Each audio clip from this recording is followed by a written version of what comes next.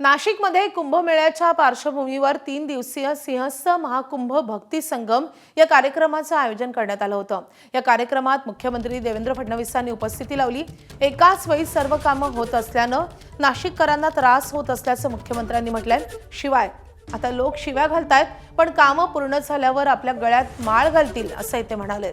शिवाय याच कार्यक्रमातून मुख्यमंत्र्यांनी पृथ्वीराज चव्हाणांवर टीका केली आहे। कुंभमेळा बदनाम झाला पाहिजे अशी काहींची स्ट्रॅटेजी आहे असा पलटवार फडणवीसांनी केलाय।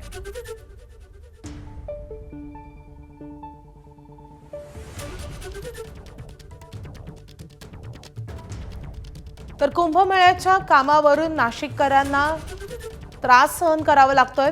मोठे खड्डे पडलेले आहेत आणि त्यामुळे काहींचे जीवही गेलेले होते आणि त्यावरून विरोधकांनी सरकारवर सडकून टीका केलेली होती। याच अनुषंगाने आता मुख्यमंत्र्यांची या संदर्भात प्रतिक्रिया येते। एकाच वेळी सर्व कामं होत असल्यानं नाशिककरांना त्रास होतोय। आता लोक शिव्या घालतायत, पण कामं झाल्यावर कौतुक करतील असं मुख्यमंत्र्यांनी म्हटलंय। एकाच वेळी सगळी कामं सुरू केल्यामुळे नाशिककरांना आणि त्र्यंबकमधल्या लोकांना त्रास होतोय। लोकांच्या शिव्या देखील आम्हाला खाव्या लागतात। गिरीश भाऊंना, दादा भुसेंना जास्त खाव्या लागतात, कारण ते इथे राहतात। आमदारांना, खासदारांना खाव्या लागतात। पण काळजी करू नका, कुठलंही परिवर्तन जेव्हा आपण करतो तेव्हा शिव्या खाव्याच लागतात। पण ज्या दिवशी कामं पूर्ण होतील त्या दिवशी हीच सर्व मंडळी आपल्याला फुलांचे हार देखील घालतील। चांगलं काम करताना 2 शिव्या खायची तयारी ठेवा। फक्त एकच गोष्ट असली पाहिजे, जे काम आपण करतोय जनहिताचं असलं पाहिजे आणि पारदर्शी असलं पाहिजे। या 2 गोष्टी असल्या तर कुठलीही काळजी करायचं कारण आपल्याला नाहीये।